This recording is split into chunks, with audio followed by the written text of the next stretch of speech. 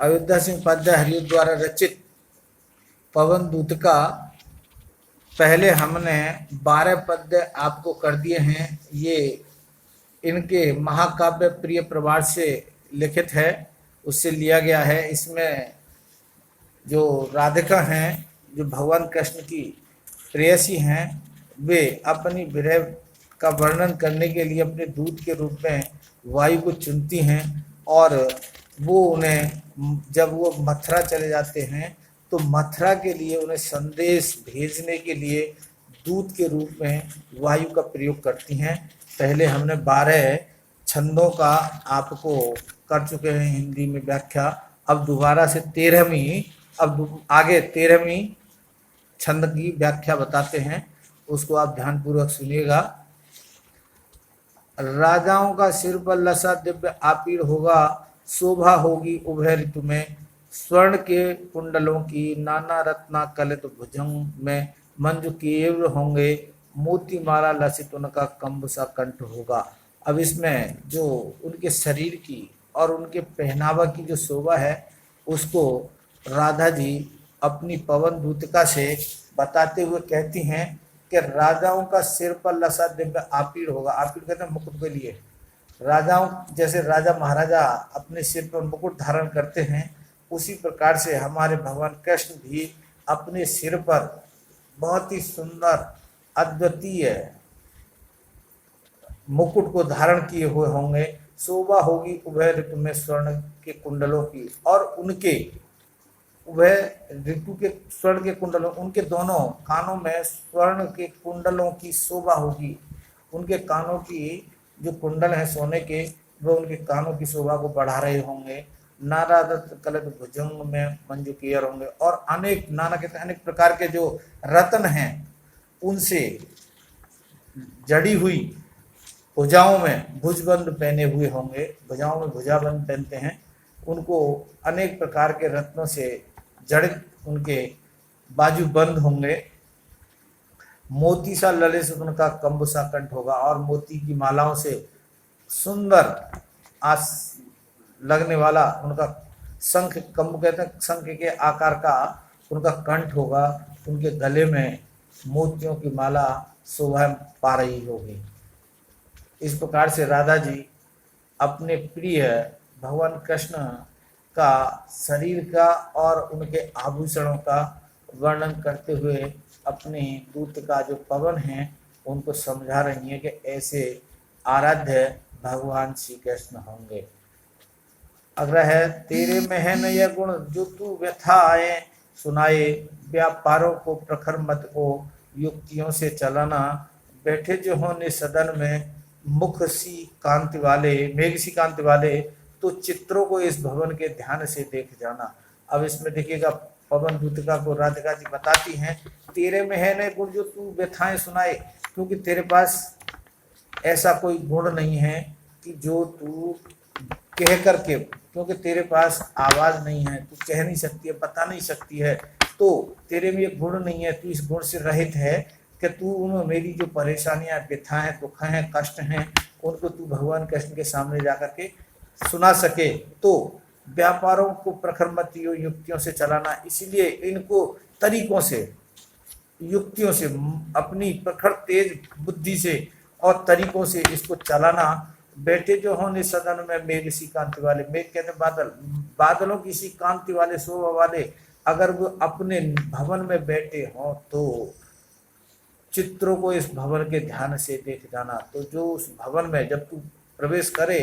तो उस भवन में कोई ऐसे चित्र हो, जितने भी चित्र लगे हुए हों, उन सब चित्रों को बड़े ध्यान से देख के जाना है कि कौन सा चित्र कहाँ पर टंगा हुआ है, और उन चित्रों को के माध्यम से ही तुझे मेरी जो व्यथा है, मेरी जो परेशानी है, मेरा जो दुख है, मेरा जो कष्ट है, उसको उन चित्रों के माध्यम से ही तुझे अपनी युक्तियों के द्वारा प्रदर्शित करना है। इसीलिए उन चित्रों को देखना बहुत आवश्यक है। उन चित्रों को अच्छे से स्थिर मन से देख करके जाना है। अब आगे देखिएगा, इसमें राधिका जी पवन दूतिका को और बताती हैं। अगला छंद है, जो चित्रों में विरह विधुरा का मिले कोई चित्र कोई, तो जो जाके निकट उसको भाव से यूं हिलाना, प्यारे होके चकित जिससे चित्त की ओर देखें, आशा है वो सूरत उनका हो सकेगी हमारी। अब देखिएगा, जब तुम उसमें राधिका जी बताती हैं पवन दूतका को कि जब तुम उन चित्रों को अच्छे से देख के जाओगी, बढ़िया से देख के जाएंगे, तो आपको याद रहेगा उन चित्रों को देख करके, जो चित्रों में विरह विदुरा का मिले कोई चित्र, यदि उन चित्रों में से कोई विरहिणी का कोई चित्र मिल जाए, किसी दुख भरी महिला का चित्र मिल जाए, तो उस चित्र के पास जाकर के उसे इस प्रकार से हिलाना कि भगवान कृष्ण आश्चर्यचकित होकर के उस चित्र की ओर देखें, और फिर उनको आशा है मुझे कि जब वो उस चित्र को इस प्रकार से देखेंगे तो उनको हमारी सूरत, कहते हैं स्मरण, याद आ जाएगी कि हम पीछे किसी अपने ऐसे प्रेमी को छोड़ करके आए हैं जो इस प्रकार से चित्र में ये दुखी हो रही है, उसी प्रकार से हमारी याद में कोई वहां भी दुखी हो रही होगी। अब देखिएगा इसमें और राधिका जी उस पवन दूतका को बताते हैं, जो कोई भी इस सदन में चित्त उद्यान का हो ओ प्राणी विपुल उसमें घूमते बावले से, तो जाके सन्निकट उसके ओ हिला उसके उसी को, देवात्मा को सूरत ब्रज के व्याकुलों की कराना। अब उसमें जो जो चित्र टंगे हुए हैं उनमें उस घर में टंगे हुए चित्रों में से कोई उद्यान बगीचे का चित्र मिल जाए तो, और उस चित्र में बहुत सारे प्राणी इधर उधर बाबुले की तरह घूम रहे हों, तो उस चित्र के पास जाकर के, निकट में जाकर के, पास में जाकर के उसको इस प्रकार से हिलाना कि उस देवात्मा, देवताओं के समान आत्मा को उस ब्रज के व्याकुलों की भी याद आ जाए कि मैं ब्रज में बहुत सारे लोगों को पीछे छोड़ करके आया हूँ, तो शायद जब तू उस चित्र को जिसमें बावले की तरह लोग घूम रहे होंगे किसी उद्यान में, तो हमारे प्रिय को भी, हमारे आराध्य को भी, हमारे प्रेमी को भी, हमारी सब जो जितने भी हम नगर निवासी हैं उन सब की याद आ जाएगी। अगला है, कोई प्यारा कुसुम कुमला गेह में जो पड़ा हो, तो प्यारे के चरण पर ला डाल देना उसी को, यों देना ये पवन बतला फूल सी एक बाला, मिलाना हो पग को चूमना चाहती है। अब देखिएगा, अपनी विरह व्यथा का वर्णन करते हुए राधिका जी उस पवन दूतिका से कहती हैं कि यदि तुम्हें जाते हुए, मथुरा जाते समय, कोई प्यारा कुसुम जो कुमला गया हो, जो एक दो दिन नीचे पड़ा हुआ, जो बेकारी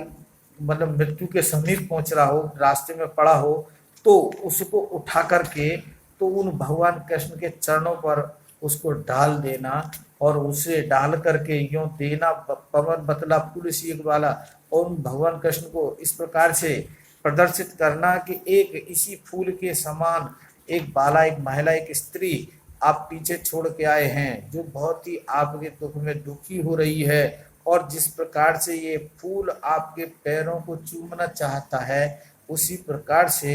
ये जो आप पीछे छोड़ के राधा को आए हैं, वह भी आपके पैरों को इसी प्रकार चूमना चाहती है। जिस प्रकार से ये फूल चाह रहा है, उसी प्रकार से वो राधा भी आपके पैरों को स्पर्श करना चाहती हैं। अब आगे राधिका जी पवन दूतिका से कहती हैं, अगला है, जो प्यारे मंज उपवन या वाटिका में खड़े हों, छिद्रों में क्वणित करना वेणु सा, कीचकों से यो होवेगी सूरत उनको सर्व गोपांग, ना कि जो हैं वंशी श्रवण रुच से दीर्घ कंठ होगी। अब देखिएगा, राधिका जी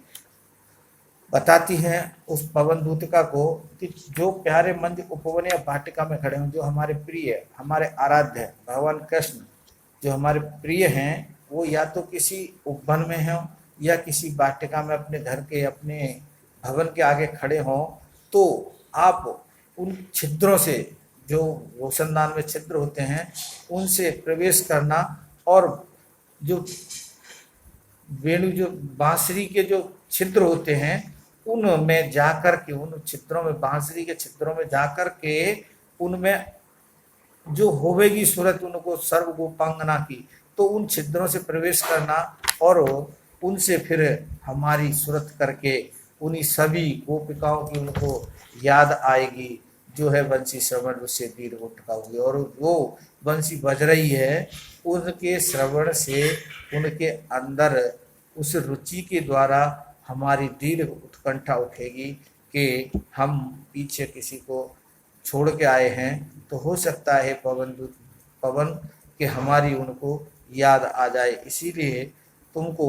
उनके जो बंसी के जो छिद्र होते हैं उन छिद्रों में जाकर के उसकी बांसुरी की जो